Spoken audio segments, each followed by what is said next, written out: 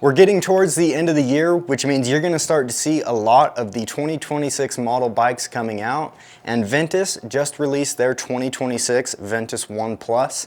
And for the first time in what feels like Ventus One Plus history, this bike is ready to ship. It is not going to be on pre-order. We have them in the country ready to go for this rollout. Now, Ventus did a really good job when they released the 2025 version of the One Plus, and for 2026, they made some updates. Minor as they may be, they did update this bike to make a distinct difference between the 2025 model and even open up the aftermarket to have a little bit more accessibility to stylizing this bike how you would want to. Now, I'm gonna save you guys the trouble of me assembling this entire bike and just skip to it already being assembled, because unboxing this bike is literally the exact same process as the 2025 model that we have already made a video on. But let's go ahead and get this unboxed and built so I can show you the latest and greatest updates.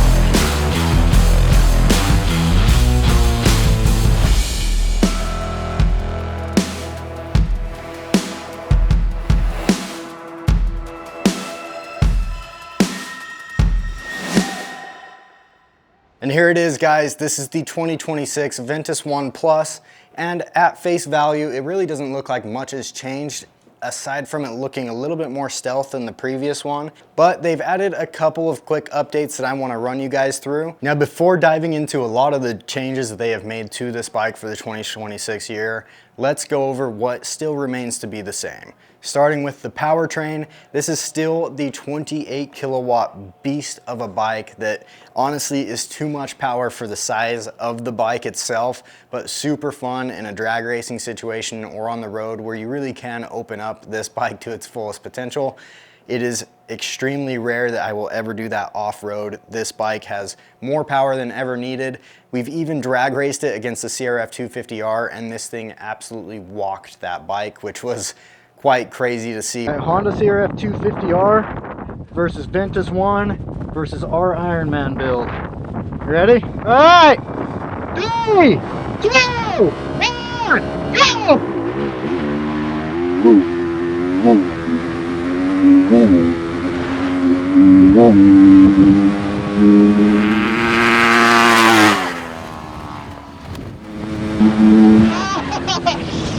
It's got the VTB controller and motor that was spec'd on the 2025 year model Ventus One Plus, as well as the 72 volt 50 amp hour battery that did extremely good in our range test that we did out in Moab. None of that powertrain has changed, including the jack shaft driven bike, the updated and stronger belt. Everything in terms of the powertrain and drivetrain remains the same from 2025.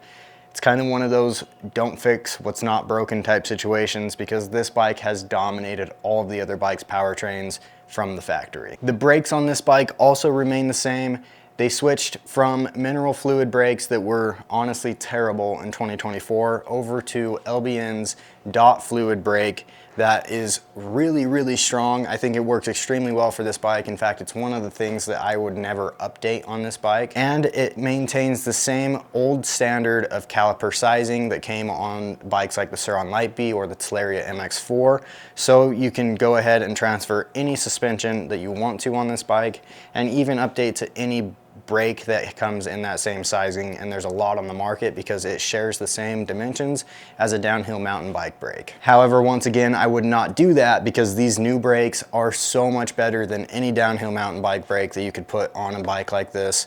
So it's a very, very impressive brake system that they've got on this bike, especially for maintaining that old standard of size. On the front end, they've got the same RFloXa front fork, which is a really good budget style fork. I shouldn't really call it budget, however, it does hit that budget price range that is very, very similar to a Fast Ace front fork. In fact, the dampening and the chassis all feels very similar to Fast Ace, but that's not necessarily a bad thing because this fork has worked really well, and it's one of the better forks that comes on any of these bikes OEM. On the rear end, it also comes with the RFloXa shock. I don't think that they did anything internally to that shock to make it feel any different, but truth be told, for the suspension that comes on this bike, it is still the best suspension that I have personally seen out of the package for the lightweight E-Moto class. The wheels are the same wheels that were previously on the bike as well. However, they have now got different color hubs. Previously, they came with red hubs. Now they're all black, creating a very stealthy look, which I'll dive a little bit further into here in the updates to this bike. But it is the same 18-inch rear wheel and 19-inch front wheel and tire setup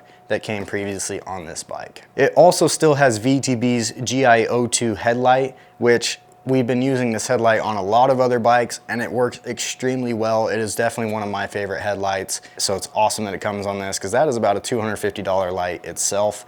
So super cool that they kept that on this year model. For anybody that is still unfamiliar with the Ventus One, it shares the same chassis as the 79 bike Falcon, which is a very distinct chassis, and you can definitely tell the difference between it and a Sur-Ron because of this cross brace going through the frame itself. But the bike is the same size as a Sur-Ron, just with a little bit meatier of tires than what typically comes on a 1919 setup Sur-Ron because of the 1819 wheels. So now that I've gone over all the similarities of last year's model, let's dive into what is different on the 2026 model. Starting with the new and improved battery lid. So Ventus One took one out of the new Teleria MX-5's book and made their battery lid super easy to take off. You just put your key in, twist the key, lift it up, and you can actually pull this completely off of the bike. Super simple because of the two pegs that they've got on the front, which makes it really nice for getting the battery out of the way. I really dislike having to lift this and try to hold it while pulling a battery or anything like that. So that is a big update. The new carbon fiber on this is also super nice in comparison to the last one, and it's a little bit more matte, which is just a better looking carbon fiber overall. And they have a new damper to hold the battery down here itself that's actually integrated into the lid. So that's all good looking in terms of the battery lid for the bike. Another update they made is to the actual direct mount stem itself here holding the handlebars. The previous version had 3 different mount points moving forward and back. They went back to a 1 mount point position, which adds strength to the direct mount stem itself. If you crash, it's not gonna tweak. This is just a much more sturdy design overall. Now they made quite a few changes, mainly to the cosmetics of the bike itself from the previous year model, going from a red sprocket and hub pattern to black, making it a lot stealthier and also making it to where you can customize this bike to your own liking and not being forced into red, which I think is a good decision overall. Now they also made some changes to the cosmetics of the triangle and the linkage, changing it from what was once in 2024 purple. Then they switched over to silver, and now they're just going back to stealth with black. Now I showed you guys how to remove the lid previously, but let's show you how to actually fire up this bike once you get it out of the package. So I'll take this lid back off again. I'll come over to the battery. As you can see, the dual lead battery is already plugged into the bike out of the package. So I'm gonna click this on button. You will see it light up green here shortly, and there it goes. It is lit up green and it shows on. Once the battery is turned on, you can click the power on button here. Now, although the new display looks the same, it is actually quite a bit different than last year's model with a couple of different features. But now that the bike is fired up, it is probably going to read in Chinese. So the first thing I'm gonna do is click this OK button here once, which is gonna take me into a Chinese menu. I'll scroll down until I see the word English, which is right there. I'll click the OK button and flick this up to English. So now you can see everything going on in these menus. So now I can continue scrolling. I'm gonna scroll up here, which is going to take me to changing from metric to British because we are in America. So I'm gonna change that over to British. Continue scrolling up. So there's quite a few features in here. You can create a timer, which this guides you through how to utilize that timer on the bike if you would like to. And it also shows you the times that you have recorded. I can change the time on the bike itself in this menu, and in this menu I can change the brightness of the bike. You can also change the volume of the bike as well. You can also set up the tilt sensor angle if you would like to. Currently this tilt sensor is turned off, which means that if the bike does tip over, it will not turn the bike's throttle off. However, if you like tilt sensors, you can go ahead and toggle that on right there in that menu. This screen is to set a password on your bike. Because this bike does not have a key to turn it on, it uses a button, you can set a password to make this bike functional. And then if your battery does not show a battery percentage, you come into this screen here, which is called the battery bind. Just go ahead and click into it, click bind Bluetooth. This is going to bind the battery to the controller using Bluetooth so that you can read it on your screen here. So now that that is successfully bound, you can see that I've got my battery percentage here. If I were to click down on this button here, it's going to take you to a bunch of different screens with a bunch of different information. This one right here is motor and controller info, showing you critical things like temperature of those units. This is a battery screen. This comes from binding that Bluetooth on your battery. And this shows every single individual cell in your battery and what it is charged to. It'll show you the high cell and the low cell and whether or not you need to do a balance charge on your bike. Continue to scroll down here. Once you get past that screen, it takes you back to home. I'm going to dive back into the menu that I was previously in by clicking that OK button and take you through the last of what we've got going on here. If you ever put a new throttle on the bike and need to recalibrate that throttle, this is where you'll do it under the throttle calibration. You just click start and go through that calibration process. There's also a brake calibration, which that is your thumb throttle or your regen throttle. That is where you will calibrate that. And a motor calibration. Oftentimes we will do motor calibrations after installing a new motor just to get everything up to spec so that the controller is reading correctly. The last screen in the menu system is the about screen, and it will show the firmware version and a bunch of different serial numbers for this bike. If I hold down the OK button, I will back out of this menu. And if I hold down the OK button again, you can switch through and show different displays on the bike. So this is a different look for it. And the new display only has those two different looks. The old display used to have 3 looks. I always stick to this one here. On my left thumb here, you will see a button that says mode. If you select that, it will pull you over to that mode area. And if you click the up and down button, that is where you can switch from easy go, which is mode 1, to eco mode, then to sport, then to race, and then to boost. So this bike has got 5 different settings here in the mode menu, which is massive. That is a lot of different adjustability, and that boost is usually the full output of the bike, depending on how you have it tuned on the phone app. Once I select my mode, I'll click the start button over here on the Joy-Con, and the bike will go into ready mode and show that D symbol for drive. If I click start again, it'll park it.